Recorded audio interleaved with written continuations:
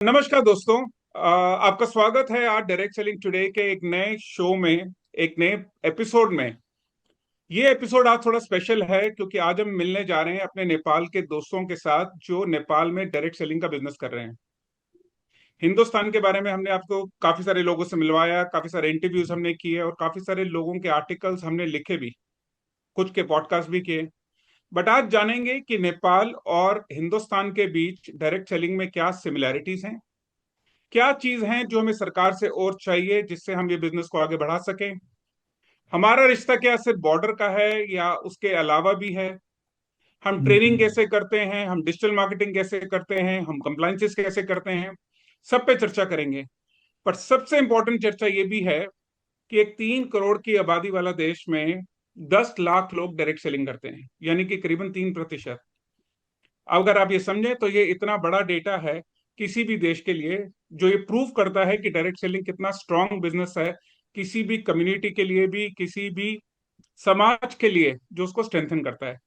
तो आइए इस सेशन की शुरुआत करते हैं, अपने पैनलिस्ट से मिलते हैं। सबसे पहले मैं इनवाइट करना चाहूंगा बसंता जी से। बसंता जी, आपका स्वागत है। Thank you sir. नमस्कार सर। न- बसंता जी चेयरमैन हैं ग्लोबल ओरियंस के और काफी दिग्गजों में माने जाते हैं, काफी उन पुराने लोगों में माने जाते हैं जिन्होंने नेपाल में डायरेक्ट सेलिंग के लिए जो इमारत बनी है उसमें कुछ ईंटें इनकी भी लगी हैं। तो मैं जब लोगों से मिलता था तो वो कहते थे कि सर, हमारे यहाँ पे बेस बनाने में बसंता जी ने बड़ी मदद की है। हाँ, आइए मिलते हैं दूसरे पैनलिस्ट से, वीरेंद्र जी से। वीरेंद्र जी डे जो है नेपाल के एमडी हैं। इनकी कंपनी अभी पिछले साल ही स्टार्ट हुई है। पर वीरेंद्र जी बहुत पुराने डायरेक्ट सेलर रहे हैं और बहुत ही, जिसे कहा जाता है, ऑनेस्ट और ईमानदार डायरेक्ट सेलर रहे हैं। वीरेंद्र जी, स्वागत है आपका। Thank you sir. नमस्ते सर। Thank you sir. Welcome to the show. And lastly my co founder Puneet. Puneet Jadmani, इनको कोई इंट्रोडक्शन की जरूरत नहीं है। आजकल डायरेक्ट सेलिंग के अलावा ई कॉमर्स की कंप्लाइंस भी देखना शुरू कर दिए हैं जब से ई हम्म। कॉमर्स का लॉ इंडिया में इम्प्लीमेंट हो गया है।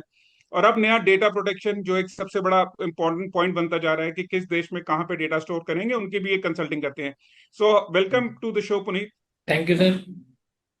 ओके, चलिए पहली शुरुआत करते हैं। बसंता जी से ये क्वेश्चन पूछते हैं, नेपाल का अभी करंट स्टेटस क्या है डायरेक्ट सेलिंग का? क्या डायरेक्ट सेलिंग कहते हैं, मल्टी लेवल मार्केटिंग कहते हैं, नेटवर्क मार्केटिंग कहते हैं? सरकार इसको कैसे देखती है और क्या सिचुएशन है अभी इस टाइम पे लॉ की? Thank you sir. एक्चुअली हम कर the network marketing multi level marketing कर रहा है सर। लेकिन गवर्नमेंट के परसेप्शन में हम डायरेक्ट सेलिंग कर रहे हैं सर। ठीक है। So little bit conception has to be changed. Government के नज़र में ये multi level marketing network marketing एक ही है। जो कानून ने दिया है 42% कमीशन, वो 42% कमीशन के अंदर में multi level network marketing whatever जितना लोग थे उसमें इन्वॉल्व होता है उसको कमीशन ऐसे ऐसे जाता है। हम लोग ने जो क्वार्टरली रिपोर्ट हम सबमिट करते हैं डीओसी में, वाणिज्य विभाग में, जो ईयरली रिपोर्ट हम देते हैं उसको एनालिसिस करके वो भी समझ लिया है सर। लेकिन जो स्टेटमेंट मार्केट में डिलीवरी करना है गवर्नमेंट के पार्ट से उसमें थोड़ा एक्सरसाइज करना है। सो फिलहाल 26 कंपनी था। 2 company due to the by guarantee they can't submit in time. So 2 company suspend हुआ है। So 24 companies are working. Okay. एक दर्जन company are in pipeline. So they are struggling for the license, new license. चलो, ये नहीं, ये show करता है कि बिजनेस तो बढ़ रहा है, लोग ज्यादा आना चाहते हैं, इंटरनेशनल कंपनीज नेपाल आना चाहती हैं। और आपकी बातों से ये लगा कि हाँ, हम करते हैं नेटवर्क मार्केटिंग और मल्टी लेवल मार्केटिंग है, पर सरकार इसको डायरेक्ट सेलिंग कहती है। Right, okay. Virendra ji, sir क्या फर्क है डायरेक्ट सेलिंग में और मल्टी लेवल मार्केटिंग में? तो अभी भी आप ट्रेनिंग में क्या यूज करते हैं? डायरेक्ट सेलर को, अपनी टीम को क्या समझाते हैं कि हमें जाके बाहर ये बोलना है कि हम एक डायरेक्ट सेलिंग कंपनी है, या ये हम बोलते हैं कि हम एक मल्टी लेवल मार्केटिंग कंपनी है? आप ट्रेनिंग में क्या बताते हैं डायरेक्ट सेलर्स को? बेसिकली हम लोग ट्रेनिंग में इस डायरेक्ट सेलिंग कंपनी, क्योंकि गवर्नमेंट का जो रूल्स एंड रेगुलेशन और जो गाइडलाइंस है उसके आधार पे ही हम लोग बोलते हैं, क्योंकि multi level marketing actual world wide multi level marketing चल रही है, लेकिन क्या है कि नेपाल का सरकार कहता है इसको direct selling, as a direct selling. So हम लोग हर एक ट्रेनिंग में एज अ डायरेक्ट सेलिंग ही वर्ड यूज़ करते हैं, और डायरेक्ट सेलिंग के माध्यम से ही हम लोग वो ट्रेनिंग सेशन ही चलाते हैं सर। डायरेक्ट सेलिंग ही बोलते हैं हम लोग हर एक मीटिंग में, हर एक सेमिनार, एवरीथिंग में, एवरीवेयर सर। वैसे मुश्किल तो होगा वरिंदर जी, क्योंकि हम भी वो 99 वाले डायरेक्ट सेलर हैं, बैच के सन 2000 वाले। तो हमारे को जो ट्रेनिंग मिली थी उसमें हम हमारे मुंह से सिर्फ network marketing, multi level marketing निकलता था। बट आपकी बात सच है कि अब जब जब लॉ बन गया है तो शायद वही बोले तो बेटर है, क्योंकि कस्टमर को अवेयर रहता है। पुनीत, इंडिया में क्या सिचुएशन है? अभी भी लोग network marketing, multi level marketing पे अटके हुए हैं कि अब सब डायरेक्ट सेलिंग पे शिफ्ट हो गए हैं वो शिफ्ट पे? सर आज की डेट में भी मार्केट में सुनने में यही आता है कि मल्टी लेवल मार्केटिंग और नेटवर्क मार्केटिंग वर्ड्स यूज हो रहे हैं। As per law Indian government ने भी डायरेक्ट सेलिंग वर्ड को चुना है इसको लीगल टर्म में बोलने के लिए, बट मार्केट में मल्टी लेवल मार्केटिंग और नेटवर्क मार्केटिंग शब्द सुनाई देते हैं अभी भी। ओके। बसंता जी, मैं आप पे आता हूँ क्वेश्चन। तो बेसिकली जब हम किसी को जाके समझाते हैं या जब सरकार में मिलते हैं तो उनका ये मानना होता है कि मल्टी लेवल मार्केटिंग एक ऐसी चीज है जिसका थोड़ा सा नेगेटिव परसेप्शन है। या समझे पुरानी कोई कंपनी, कोई पुराना कोई पाप कोई करके चला गया है, रहता फैला के चला गया है, तो उसके पाप को भी धोना है और नया काम भी करना है। और हाँ डायरेक्ट सेलिंग में मानते हैं एक नई चीज है। बट मुद्दा यही आता है कि पिरामिड स्कीम का। वो कहते हैं कि मल्टी लेवल मार्केटिंग वाले पिरामिड स्कीम होते हैं, पॉन्जी स्कीम होते हैं। आप अपनी टीम को क्या समझाते हैं? क्या डिफरेंस है एक पिरामिड में और एक डायरेक्ट सेलिंग कंपनी में? पिरामिड एक्चुअली हम लोग ने वो गवर्नमेंट को बताया कि जो structure we are playing as a marketing plan, so उसको पिरामिड नहीं कहते सर। लॉ में जो हमारा रेगुलेशन है, एक्ट है, उसमें एक नरेशन हमने मेंशन किया है। So article 11, so as per the article 11 ये काम नहीं करना चाहिए। जो उसमें उल्लेख किया है ये काम करने से ये पिरामिड बन गया है। So don't do this. So beside this you can do everything. This okay. All are legal. तो क्या प्रोडक्ट और सर्विसेज दोनों अलाउड है नेपाल में? सर्विसेज भी बेच सकते हैं या सिर्फ प्रोडक्ट पे अभी काम चलता है? ओनली प्रोडक्ट सर, सर्विस वो एक्ट में नहीं है। ओके। सर्विस उन्होंने किसी भी तरीके की इंक्लूड नहीं की है? हाँ नहीं है सर, नहीं है। ओके। वीरेंद्र सेल्स जी, जो ऑफ प्रोडक्ट है। Service that is use to, so only service, kind of service there is not a. अच्छा। ओके। वीरेंद्र जी, कितना प्रोडक्ट अब नेपाल में बनना चाहिए और कितना बाहर से आना चाहिए, इसका क्या क्लैरिटी हुआ? और क्या सारी कंपनीज वैसा कर रही हैं या अभी भी कुछ बॉर्डर से आर पार माल आगे पीछे हो जाता है? सर इसमें क्या है कि जो सरकार का गाइडलाइन से 50-50% का जो एक क्राइटेरिया तोका गया है कि 50% सेल्स में 50% आप विदेशी प्रोडक्ट कोई भी ला सकते हैं, और से 50% आपका नेपाल का ही मैन्युफैक्चरिंग होना चाहिए। तो उस पाइपलाइन में हम लोग हैं कि 50% बाहर से लाते हैं और 50% नेपाल का मैन्युफैक्चरिंग यूज करते हैं sir. Term of sales, sales के कंडीशन में मानो 1 करोड़ का सेल्स हुआ तो आपका 50% नेपाल का प्रोडक्ट होना चाहिए, 50% विदेशी प्रोडक्ट सेल्स में होना चाहिए सर।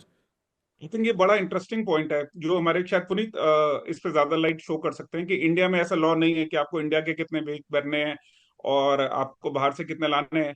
पर पुनीत, अगर इंडियन कंपनी को या किसी को समझाना हो कि आप पिरामिड में नहीं है या पिरामिड से आपने बाहर निकलना है, तो क्या स्टेप हैं जो एक इंडियन कंपनी करती है पिरामिड से निकलने के लिए? सर उसमें बेसिकली दो तीन पॉइंट्स आते हैं। सबसे पहले कि आपका जो भी सेल होना चाहिए वो प्रोडक्ट के ऊपर होना चाहिए। किसी भी तरीके की नेगेटिव प्रोडक्ट लिस्ट जो कई स्टेट्स इंडिया में बोलती हैं कि ये नेगेटिव प्रोडक्ट्स हैं, ये नहीं सेल होने चाहिए, तो वो प्रोडक्ट्स की सेल बैंड है उनमें। दूसरा है कि आपको एक पैन कार्ड पे एक आईडी ही इशू करनी चाहिए। अगर आप मल्टीपल पैन मतलब एक पैन कार्ड के ऊपर मल्टीपल आईडीज इशू करते हैं तो वो पिरामिड स्ट्रक्चर फॉर्म करता ही करता है। और क्या हो सकता है? मतलब ये तो बहुत थोक, और क्या चीजें हो सकती है जो कंपनी कर सकती है पिरामिड से निकलने के लिए? सर उसमें जैसे केरला गवर्नमेंट ने एक पॉइंट मेंशन किया था कि सब्सटेंशियल बेनिफिट जो जो सेल्स सब्सटेंशियल बेनिफिट दे रही हों वो चीज़ें बैन रखनी चाहिए। वो चीज़ें इंक्लूड होती हैं तो वो पिरामिड में पिरामिड स्ट्रक्चर फॉर्म करती हैं। ये एक अच्छा पॉइंट है। वैसे बसंता जी, वृंदा जी, ये जो पुनीत जी कह रहे हैं, नेपाल गवर्नमेंट ने एक बड़ा अच्छा पॉइंट लिखा है कि एक तो पहले हमें क्लैरिटी थी कि जिसमें प्रोडक्ट में कमीशन बढ़ जाए और जिसमें बिना प्रोडक्ट के कमीशन बटे, तो वो एक लाइन ड्रॉ होगी पिरामिड के बदले और मनी सर्कुलेशन के बदले में और एक प्रोडक्ट सेलिंग कंपनी के बदले में। लेकिन नेपाल ने एक स्टेप आगे करके ये कहा है कि ज्यादातर बेनिफिट अगर आप उन प्रोडक्ट या सर्विस का दे रहे हैं जो वैल्यूएबल नहीं है या वैल्यू फॉर मनी नहीं है, उसको भी एक पिरामिड स्कीम की तरह कंसीडर किया जाएगा। तो क्या नेपाल में भी कुछ इस तरीके से है कि प्रोडक्ट के अंदर कितना बटना चाहिए या प्रोडक्ट में कितना वैल्यू है या उसकी कितनी एमआरपी होना चाहिए, इस पे कोई चर्चा होती है सर नेपाल की? बसंता जी, क्या कहना है आपका? इसके तरफ से हो रहा है सर, नेपाल में ये commission, regarding commission 42% already capping है। सो हमको प्रोडक्ट का जो कॉस्ट एनालिसिस है, एडमिन में कितना खर्चा होता है, मार्केटिंग में कितना होता है, परचेज कॉस्ट क्या है, कैसे एमआरपी तय करना है, इसका एनालिसिस शायद हमको उसमें बुझाना पड़ेगा सर, गवर्नमेंट अथॉरिटी में। So out of range we can't put the MRP also. So MRP and 42% almost already declared in act. That's why इसमें ये प्राइस के लेकर, कमीशन के लेकर वो पिरामिड नहीं कहते सर। Very good. ओके, हमारे नेक्स्ट पैनलिस्ट ने ज्वाइन कर लिया है, दीप ने। दीपेंद्र तिवारी असल में डिजिटल मार्केटिंग एक्सपर्ट हैं और वो सारा सोशल मीडिया हैंडल करते हैं, काफी से डायरेक्ट सेलिंग का करते थे, काफी एसोसिएशन के पीछे भी दीप काम करते हैं। दीप इस टाइम पे जो डायरेक्ट सेलिंग टुडे अवार्ड्स है उसका भी कैंपेन ये यही रन करते हैं और पूरा जो थॉट प्रोसेस है डायरेक्ट सेलिंग कैंपेन का। दीप, वेलकम टू द शो। क्या क्वेश्चन है आपके? आज आपके दोनों नेपाल के स्पेशलिस्ट बैठे हुए हैं, आप क्या पूछना चाहते हैं इनसे? Thank you so much Rahul sir. Hello everyone. और सर बड़ा एक अच्छी अपॉर्चुनिटी है कि डायरेक्ट सेलिंग नेपाल में हम सारा डिस्कस कर पा रहे हैं कि वहाँ पे किस तरीके का अभी डायरेक्ट सेलिंग रन करती है। सो जब से सर मैं डायरेक्ट सेलिंग टुडे अभी जो अवार्ड है सिक्स मैं उसको रन कर रहा हूँ, तो मेरा सर आपसे क्वेश्चन था कि नेपाल के अंदर में हम कोई ऐसा स्टेज देते हैं कंपनी ओनर को, डायरेक्ट सेलर्स को, जहाँ पे उनका रिकग्निशन प्रोग्राम होता है, अवार्ड सेरेमनी होता है, तो इस तरीके से हम कुछ रन वहाँ पे करते हैं अभी, या किस तरीके से हम इसको इनिशिएट करते हैं डायरेक्ट सेलिंग को वहाँ पे? वीरेंद्र जी, अगर आप कुछ आंसर देना चाहें इस बात का। अभी नेपाल में फिलहाल जो कंपनी ऑनर हैं उन सबको अभी कोई भी रिवार्ड या अवार्ड वगैरह अभी देने का चलन अभी नेपाल में शुरू नहीं हुआ, क्योंकि एक नेगेटिव फेज से ही अभी हम लोग गुजर रहे हैं। सो अभी विभाग के मार्फत से या सरकार के मार्फत से ऐसी कोई अभी हुई नहीं है आज तक। और आगे अब हम लोग लगभग नेपाल डायरेक्ट सेलिंग एसोसिएशन से मिलके हर एक काम आगे बढ़ा रहे हैं कि कुछ ऐसा हो कि हम लोगों को भी प्रोत्साहन मिले कि रोजगारी दे रहे हैं, आखिर बिजनेस दे रहे हैं, देश को टैक्स भी पे कर रहे हैं, तो ऐसा कुछ होना चाहिए सरकार के तरफ से भी। सो हम लोग कोशिश तो कर रहे हैं सर, लेकिन अभी ऐसा कुछ हुआ है नहीं है सर। ग्रेट। अच्छा सर। तो बसंता जी, एक इसका मतलब तो ये हो गया कि एक डायरेक्ट पूरे सिस्टम में सिर्फ डायरेक्ट सेलिंग का जो कंपनी ओनर है उसको छोड़ के बाकी सबको सब कुछ मिल रहा है, हाँ तो कंपनी ओनर को सिर्फ टेंशन मिल रही है। हाँ, डिस्ट्रीब्यूटर का मिल रहा है सर, वो हर एक कंपनी एनिवर्सरी मना रहा है, रिवार्ड प्रोग्राम एवरीथिंग कर रहा है ओके, सर वो। गवर्नमेंट के, चलो ग्रेट। हम ये ट्राई कर रहा है कि गवर्नमेंट से हमको रिकग्नाइज मिलना चाहिए। सो थोड़ा दो तीन लाइन उसमें रेगुलेशन में चेंज भी करना है। So policy lobbying we are doing sir. Recently I think we are very hopeful they are going to change the regulation to favor us. Okay, second question, anything? या please. अभी sir ये तक कह रहा था। Yes sir. अभी जी तक वीरेंद्र जी, हम आप कुछ लोग कहते हैं? मैनेजमेंट अभी नेगेटिव फेज में ही चल रहा है, लीडर पॉजिटिव फेज में चल रहे हैं, कुछ मैनेजमेंट नेगेटिव फेज में ही है सर। मैनेजमेंट भी नेगेटिव तो नहीं है, लेकिन हाँ, मतलब उनके कहने का मतलब है कि जो परसेप्शन की लड़ाई है वो मैनेजमेंट ज्यादा लड़ना पड़ रहा है, सरकार से भी लड़ना है, मार्केट से भी लड़ना है, कस्टमर से लड़ना है, शायद ये क्या। मेरे ख्याल से यस देखिए, यस आप लोगों ने जिम्मेदारी ली है एक पूरे जहाज को निकालने की। असल में जब बिजनेस शुरू होता है तो वो इमोशन पे शुरू होता है, वो लॉजिक से तो शुरू होता नहीं किसी का भी। Yes sir. किसी की मजबूरी, किसी का टाइम, किसी की मेहनत जुड़ती है और फिर एक, लेकिन जब आप शुरू कर लेते हैं तो समझ में आता है कि हाँ, ये एक बहुत बड़ी जिम्मेदारी है जो आप लोगों ने अपने कंधे पे ली हुई है। दीप, आप कुछ कह रहे थे? मैं कह रहा था सर, अगर हम साथ में कोलैबोरेशन करके, जैसे कि हम डायरेक्ट सेलिंग टुडे का भी 6th अवार्ड करने जा रहे हैं जनवरी के अंदर में, तो सर मैं आप सबको इनवाइट करूंगा कि सर आप सारा डायरेक्ट सेलिंग जो नेपाल का एसोसिएशन है, आप सारे लोग वहां पे आके एक बार अटेंड करें। और पॉसिबल हुआ तो हम एक काठमांडू में डायरेक्ट सेलिंग टुडे का अवार्ड भी कर सकते हैं। सर नेपाल में क्या एक पहला बात है, अवार्ड क्या है जहाँ पे आपको। बात, ग्रेट आइडिया दीप। बसंता जी, तो दीप की तरफ से इनविटेशन है आपको कि हमारा जनवरी में 21-22 तारीख को जनवरी में दिल्ली में हमारा अवार्ड प्रोग्राम होता है। ओके। असल में अवार्ड प्रोग्राम तो क्या समझो, मिलने का बहाना है। देखो उसको कि उसमें पहले पैनल डिस्कशंस होती हैं, कॉन्क्लेव होता है, फिर आई थिंक अब की बार दीप ने उसके अंदर एक कंटेंट क्रिएटर लॉन्च भी क्रिएट किया है, जिसके अंदर हम कंटेंट ओके। डेवलप करेंगे। और तो दीप की तरफ से सबको इनवाइट है। आप चाहेंगे तो, अगर आप चाहेंगे तो एक ऑफिशियल ईमेल भी लिखेंगे कि आप सब लोग आए, वरिंदर जी आप आए, आप बसंता जी आप आए, और जिनको भी लेकर आना चाहते हैं, ताकि एक ऐसी कम्युनिटी बना सकें जो एक दूसरे के साथ बेटर नॉलेज शेयर कर सके। श्योर सर, सो ये बताओ, हमारे लिए भी अपॉर्चुनिटी है। We do our best. Yes आप सर। अपना कैलेंडर फ्री रखना वरिंदर जी। आप, मुझे पता है बड़े बिजी हो, तो 18 जनवरी से लेके 24 जनवरी तक फ्री रखना। ये मत कहने ओके। कि मैं फिर ट्रैवल करने कहीं जा रहा हूँ। तो अब की बार दिल्ली में 20 से 22 के बीच में आप हैं। ओके एकदम सर। सर, मैं एक बार आ भी रहा था और शायद ट्रेन डिले की वजह से मैं मीटिंग इंड होने के बाद भी पहुंचा उस समय। अब की बार हम क्या करेंगे, सबसे पहले प्रोग्राम नेपाल का ही रखेंगे। एक इंडो नेपाल चर्चा रखेंगे। दीप में भी बेटर कोई वर्ड या ब्रांडिंग उसकी क्रिएट कर पाएगा। और 2 या 3 लोग आप नेपाल से आए और पैनल डिस्कशन करें, और 2 या 3 लोग इंडिया से आए और बात करें, और कुछ अगर हम किसी गवर्नमेंट के बंदे को बुला सके या एडमिनिस्ट्रेटर्स को बुला सके, तो मेरे ख्याल से एक बेटर होगा। तो सुबह सुबह वहीं से शुरू करेंगे नेपाल से, ताकि आप 2 दिन पहले दिल्ली पहुंच जाए। Okay sir. चलो, ओके ग्रेट सर। अदीप। हमारे साथ स्वीटी ने ज्वाइन किया है। स्वीटी एक्चुअली काफी काम करती है, बड़ी मल्टी वर्सेटाइल लड़की है।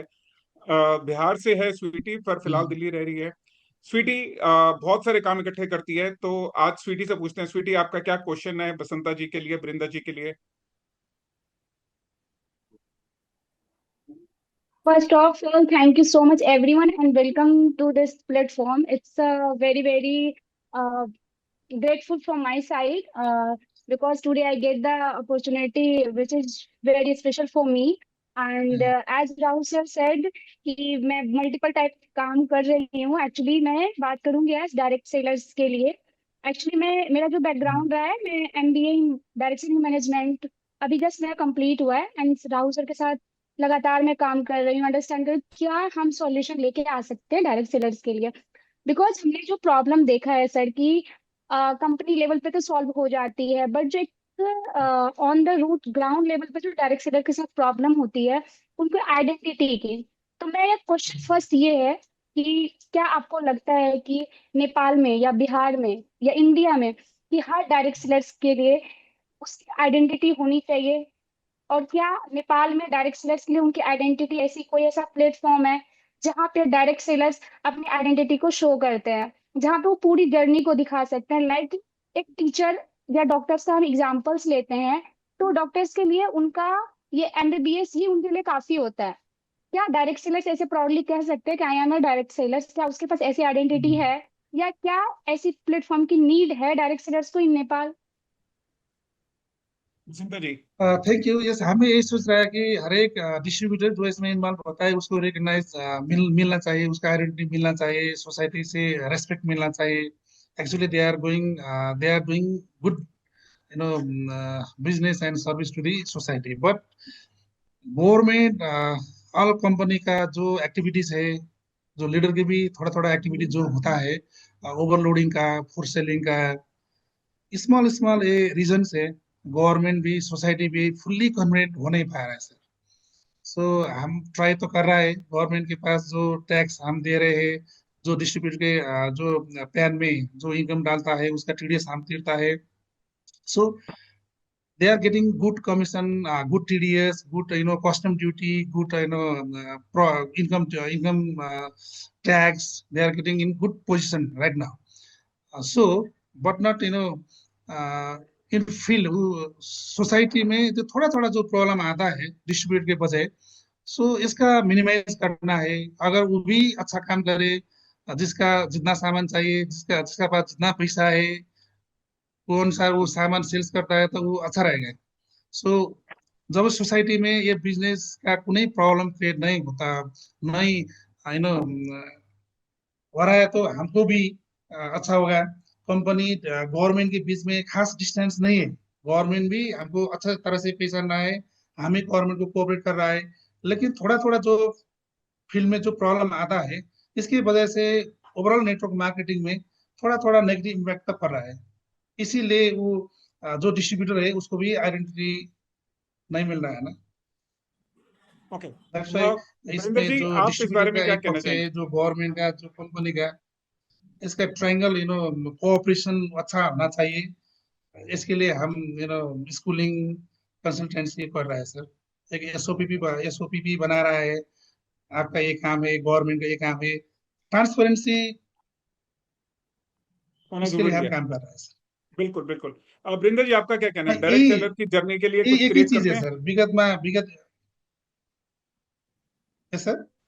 ओके, मैं वीरेंद्र जी से पूछ रहा था कि वीरेंद्र जी, आप क्या करते हैं कि डायरेक्ट सेलर को उसकी पहचान दिलाने के लिए क्या क्या स्टेप किए जाते हैं? सर डायरेक्ट सेलर को खास तो एक तो डायरेक्ट सेलर को भी पहचान मिलनी चाहिए, क्योंकि क्यों पहचान मिलनी चाहिए, क्योंकि हम लोग भी अपना कुछ ना कुछ कंट्रीब्यूट कर रहे हैं देश के लिए भी और समाज के लिए भी। और वर्ल्ड लेवल पे डायरेक्ट सेलर को यदि कंट्रीब्यूट किया जा रहा है तो नेपाल में भी होना चाहिए। जैसे एमबीबीएस एक सिलेबस है, सिलेबस पढ़ के कोई मेडिकल डॉक्टर बनता है, तो हम लोगों भी एज अ डायरेक्ट सेलिंग पढ़ के हम लोग डायरेक्ट सेलर बोल सकते हैं, और हम लोगों को ऐसा मिलना चाहिए। वर्ल्ड लेवल पे शुरू हो रही है तो नेपाल में भी शुरू होना चाहिए, क्योंकि एज अ हम लोग जितने इनकम करते हैं उसका 50% टैक्स देते हैं, टीडीएस देते हैं।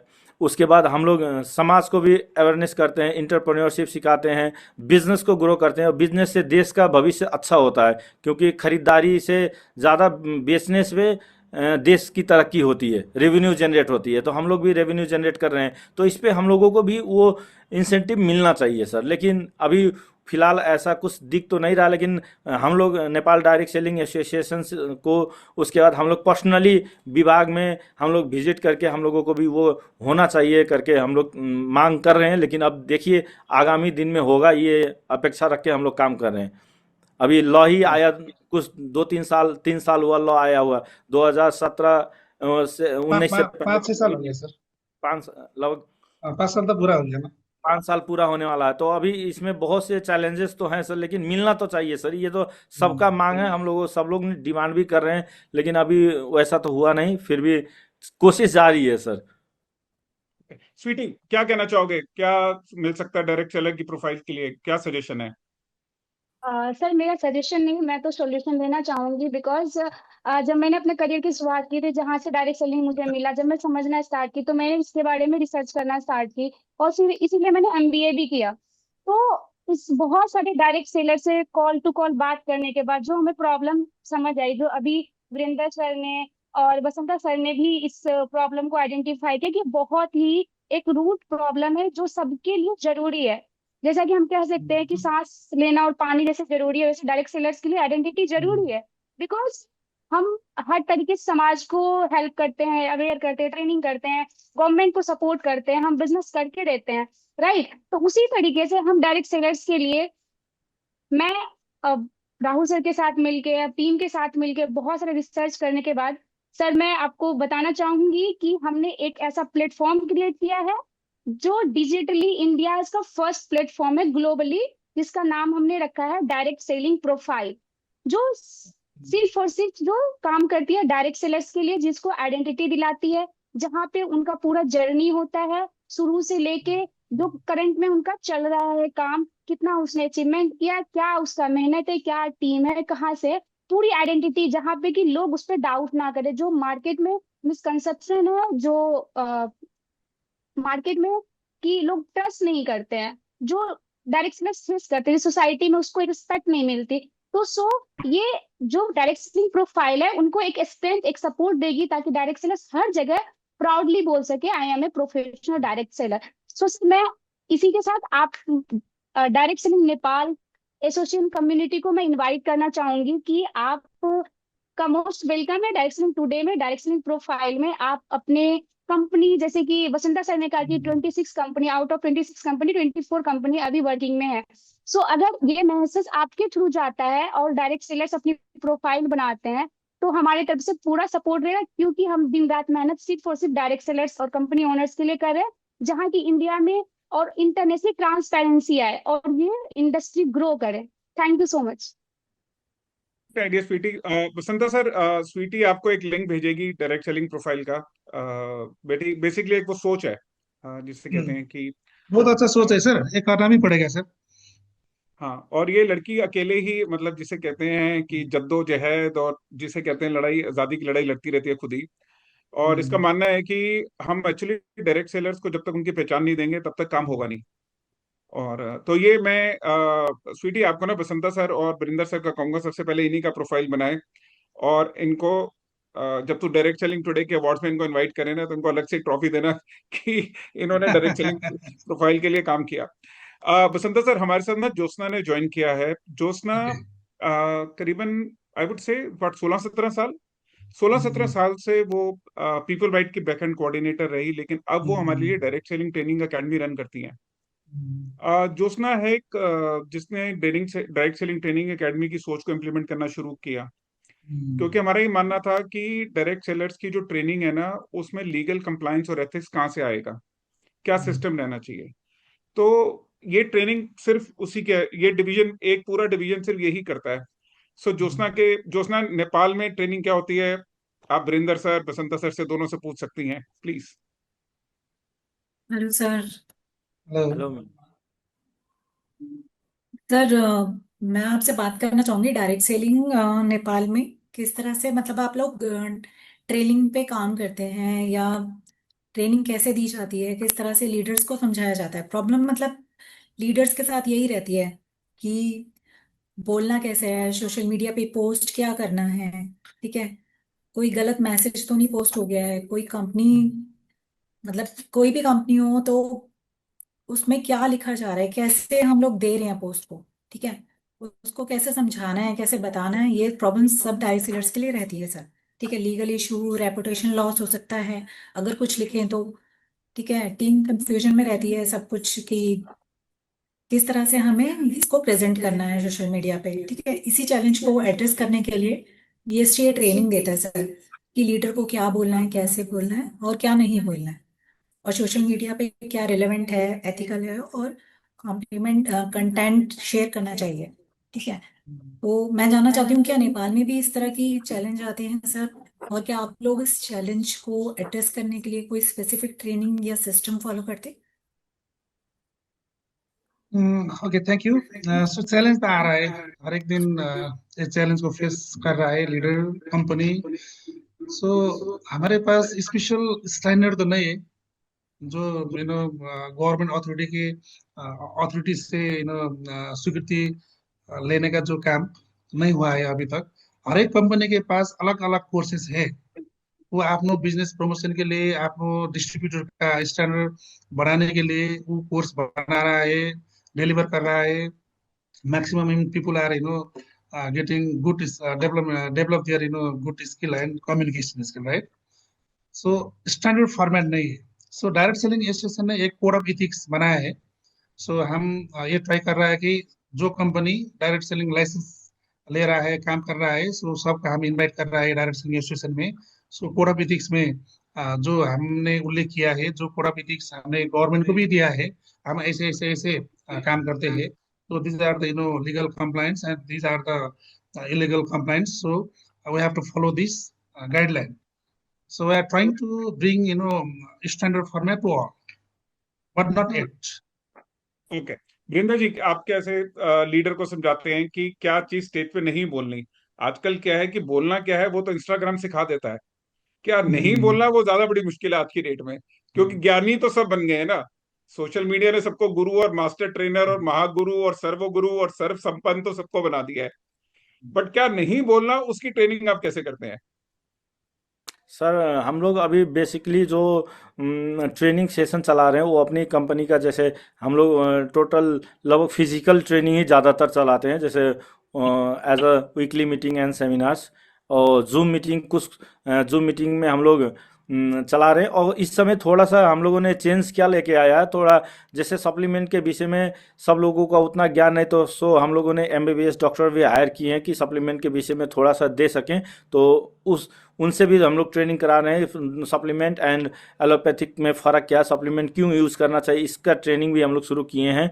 और basically sir zoom session and weekly meeting, physical meeting करके हम लोग ट्रेनिंग सेशन चला रहे हैं। और वैसा एज ए विभाग की तरफ से ऐसा कोई भी स्टैंडर्ड गाइडलाइंस नहीं है कि ऐसे ऐसे आपका ट्रेनिंग सेशन चलानी है।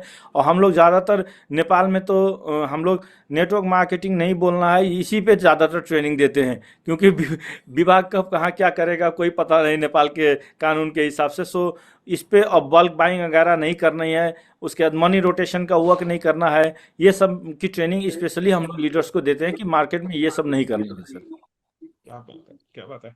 आई होप ज्योत्सना आपको आपके क्वेश्चन का आंसर मिल गया होगा। आपका कोई और क्वेश्चन ज्योत्सना जी? नहीं सर, मैं सिर्फ बोलना चाहूंगी सर को कि हम लोग डायरेक्ट सेलिंग ट्रेनिंग अकेडमी में ट्रेनिंग्स करते हैं। और सर हमें मौका मिले, अगर आपको लगता है कि डायरेक्ट सेलर्स को वहाँ पे ट्रेनिंग मिलनी चाहिए, तो आप कोई ऐसा प्रोग्राम ऑर्गेनाइज करें या हमें मौका दें, हम वहाँ पे आके डायरेक्ट सेलर्स को ट्रेनिंग दें। Okay ma'am, we Sure. Can. Jyotsna को जरूर बुलाना नेपाल में। नेपाल सर्दियों में मत जाना ज्योत्सना, काठमांडू में बहुत ठंड होगी। But great ideas Basanta ji, Virendra ji. I think हमें जो ट्रेनिंग कंटेंट है, इको कर रहा है वॉइस किसी का? ओके चलो, अगर आप कुछ ऐसे कोलैबोरेशन कर सकें, हम एक जॉइंट कंटेंट बना सके दोनों देशों के लिए। कि देखो प्रॉब्लम क्या है कि 300 कंपनी में 20 लीडर के 20 कोचिंग के सिस्टम। सो हुआ क्या है कि 300 इंटू 20 6,000 आईडिया मार्केट में आते हैं, इंटू इंस्टाग्राम रील 10, वो हो गया 60,000। तो 60,000 तरीके से कस्टमर को समझ में आता है डायरेक्ट सेलिंग क्या है। तो वो समझ में तो कम आता है, नहीं समझ में आने वाली बातें ज्यादा हो जाती हैं। तो अगर कोई कंसिस्टेंट कंटेंट हो तो एटलीस्ट 90% जनता को तो एक मैसेज जा सके। राइट पुनीत, अब आते हैं मेन क्वेश्चंस पे, जो लीगल कंप्लाइंसेस आप जानना चाहते थे, बात करना चाहते थे नेपाल के सिस्टम के बारे में।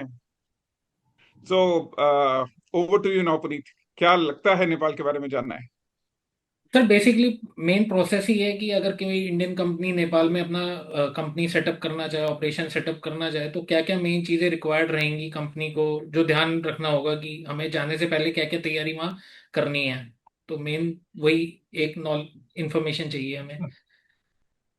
Actually foreign foreign foreigner company Nepal में डायरेक्ट ट्रेड नहीं कर सकते सर। ओके। मैन्युफैक्चर में और सेक्टर में, सर्विस सेक्टर में जॉइंट वेंचर में आ सकता है, लेकिन ट्रेड में नहीं सकते सर। ओके। इसलिए Indian company if they like to they would like to come Nepal means they have to collaborate with some Nepalese people. Okay. उसके नाम में कंपनी ओसीआर में दर्ता करने के लिए PAN everything is going to hold. So on behalf of him you can investment whatever plan everything you can do, okay. तो क्या हम इसमें ये but देख, directly you can't. तो बेसिकली जो अगर इंडियन कंपनी अगर कोई आना चाहती है, तो अगर उसमें जो भी इंडियन डायरेक्टर्स हैं वो वहाँ पे डायरेक्टर नहीं बन पाएंगे कंपनी में? No sir. um, as a consultant he can work like a training consultant or marketing consultant, उसके उसमें काम कर सकते हैं, लेकिन डायरेक्टली डायरेक्टर होल्ड करना, लीगल कंप्लाइंस में रहना, ये नहीं सकते sir. Okay. It's not allowed. Okay. Virendra ji, India के अलावा भी तो नेपाल में काफी कंपनीज आती होंगी, कोई चाइना के रूट से आती होंगी, कोई कजाकिस्तान से या मलेशिया के रूट से भी आती होंगी। I think it's a very काफी मार्केट काफी अट्रैक्टिव है इंटरनेशनल कंपनीज के लिए। क्या मैं ठीक बोल रहा हूँ? क्या मेरी ठीक समझ ठीक है? Actually in my opinion India में वो मैन्युफैक्चर कर रहे हैं ना सर। जो कंपनी ट्रेड करना चाहता है उसको उसमें मैन्युफैक्चर भी डालना पड़ता है। So through manufacturing they can come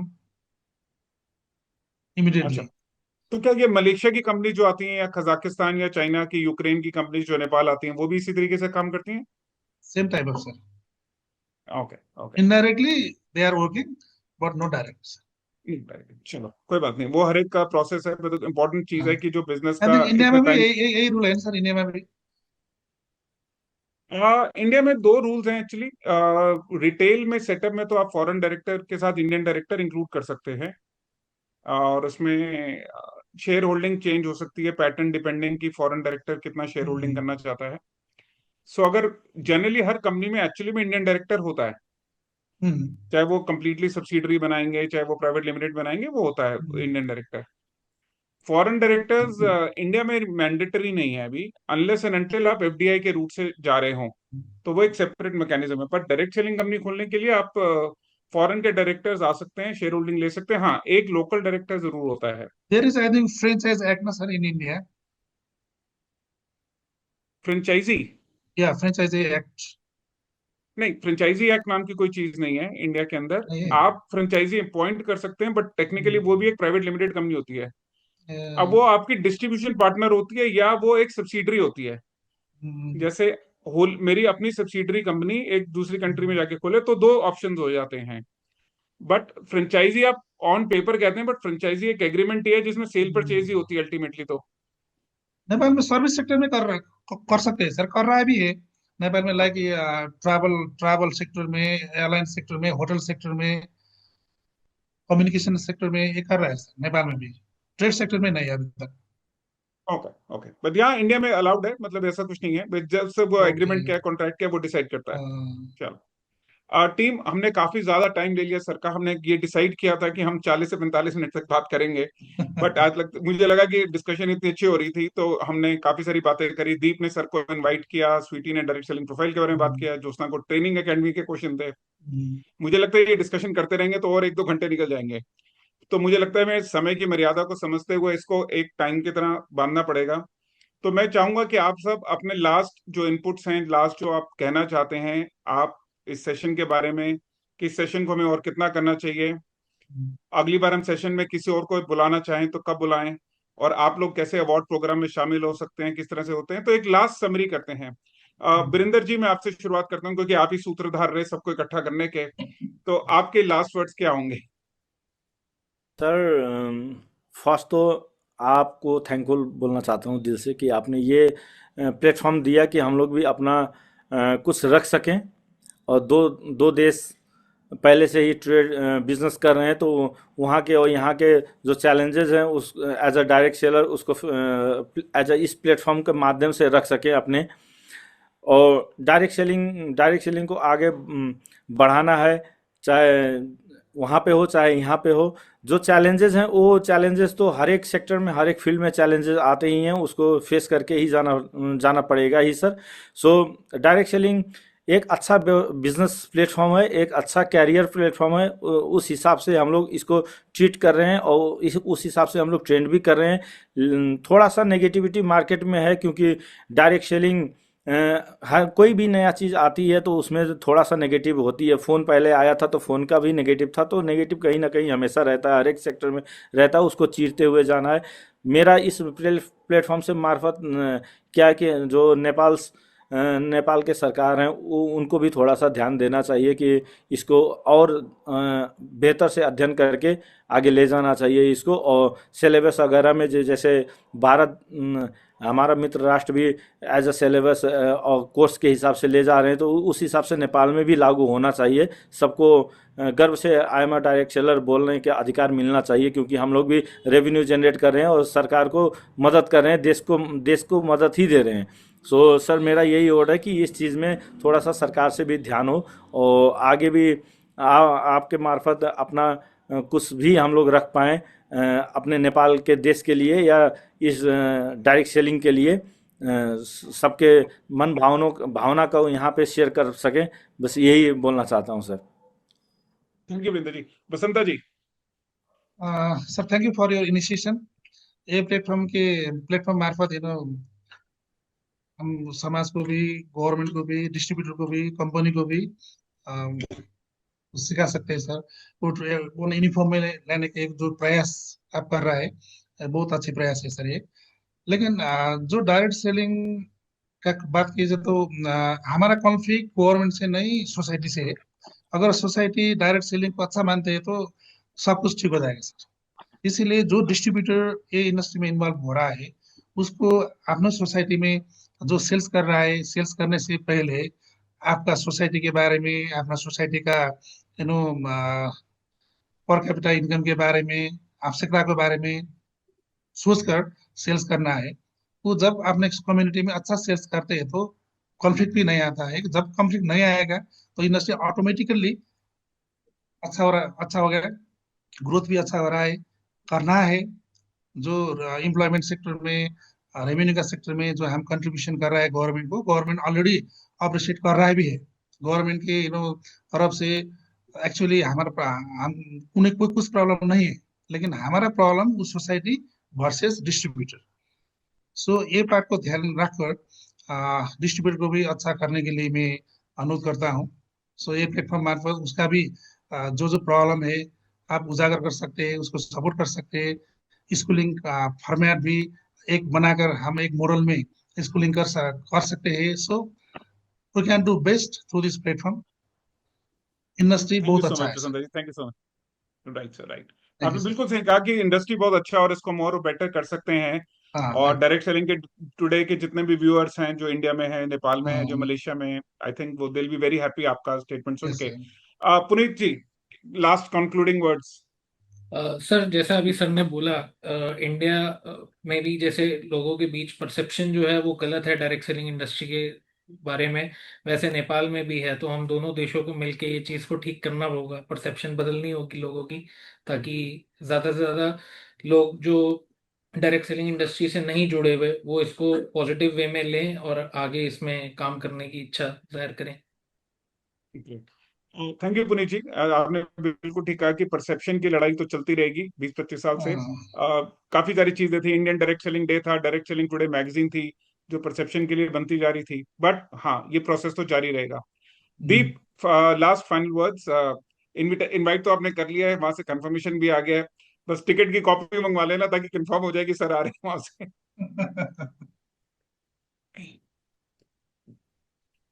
sir sir वही है कि वही भी अगर जैसे कि नेपाल है और हम सारे आपस में इतनी भी स्टेट्स हैं, कंट्रीज हैं, मिलके आपस में जब सपोर्ट करते हैं डायरेक्ट सेलिंग के लिए, और जब इकट्ठे होकर हम अपना मंच साझा करते हैं आपस में, तो उससे आप जब आगे लोगों को मैसेज जाता है कि कई सारी कंट्री एक साथ मिलके कर रही हैं, तो एक परसेप्शन जाता है कि हाँ सब लोग कर रहे हैं तो एक इंडस्ट्री सही है।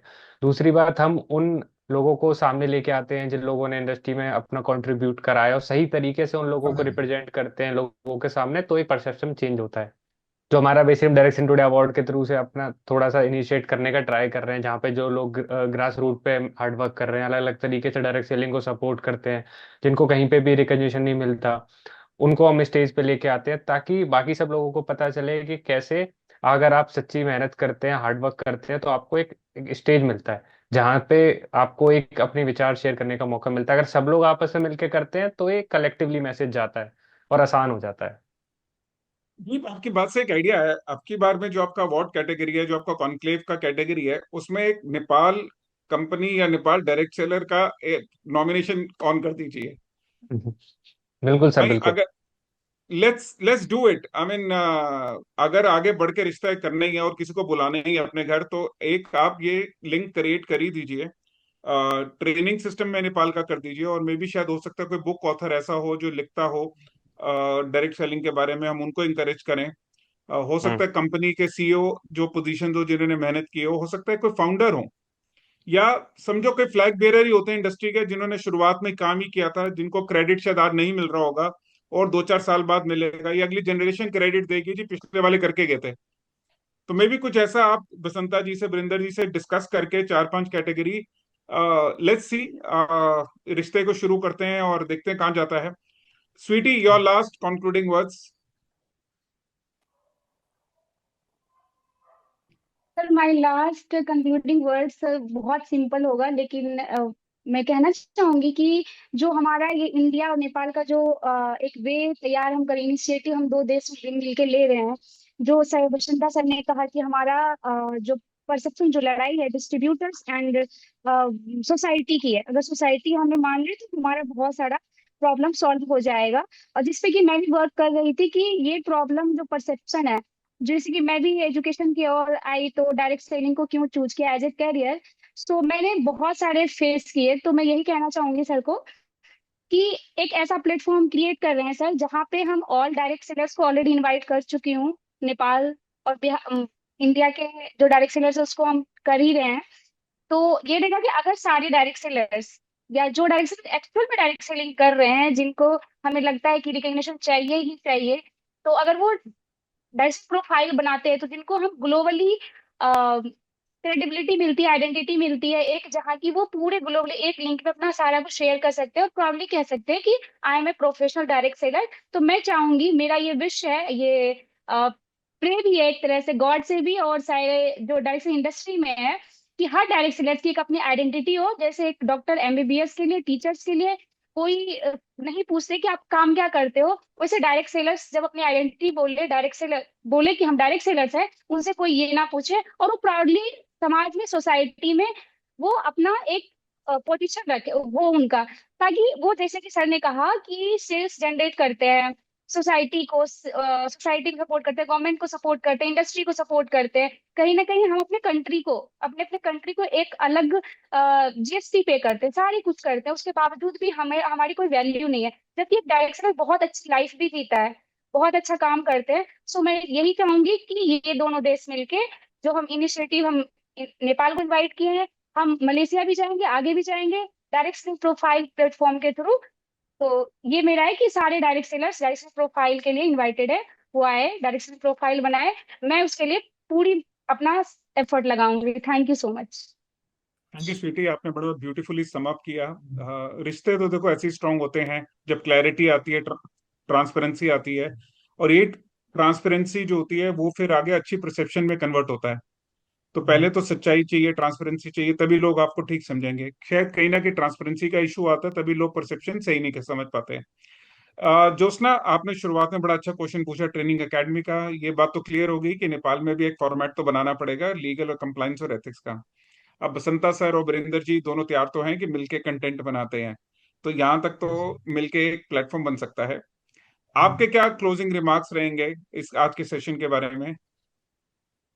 सर मैं भी आप लोगों से यही बोलना चाहूंगी कि जैसे अभी तक हम लोग बहुत सिटीज में जाके कर चुके हैं, स्टेट हम लोगों ने कवर किए, सिटी स्टेट्स में गए, तो मैं चाहूंगी कि हम नेपाल में भी अब आगे ये ट्रेनिंग एक प्रोग्राम कर लें, और आप हमें जल्दी ऐसा मौका दें कि हम राहुल सर के साथ आए और वहाँ पे ट्रेनिंग दे डायरेक्ट सेलर्स को, और वहाँ पे भी लीगल एथिकल सारी चीज़ों के बारे में नॉलेज हो सबको, और जो डायरेक्ट सेलिंग है वो एक अच्छे लेवल पे जाए सर, हमारी ट्रेनिंग के माध्यम ज्योत्सना, से। thank you, Jyotsna. Thank you so much. With this, we come to end of this show, which is Direct Selling Today का podcast channel, which is also called as Rahul Sudan Value Podcast. But हमने इस show में आज एक कि पहला step लिया आज अपने नेपाल के दोस्तों के साथ। आज हमें एक चीज समझ में आया कि हिंदुस्तान और नेपाल में बहुत ज्यादा चीजें फर्क नहीं है। क्लैरिटी दोनों साइड चाहिए, परसेप्शन दोनों जगह इंप्रूव करना है, ट्रेनिंग सिस्टम दोनों जगह इंप्रूव करना है। ऐसे कई और सीरीज कंटिन्यू करेंगे। अगर बसंता सर, बिंदर जी तैयार हैं, तो हमें लगता है कि हमें इसका एक और सेकंड वर्जन कुछ महीनों में रिलीज करना चाहिए। और हम दिल्ली में आपको देख रहे हैं, होस्ट कर रहे हैं जनवरी 21 को। तो आप दोनों का बहुत बहुत आभार कि आप लोग इस शो में आए, और हम आपको वेट कर रहे हैं कि आप दिल्ली भी आए। तो thank you so much for your time sir. नमस्कार सर। थैंक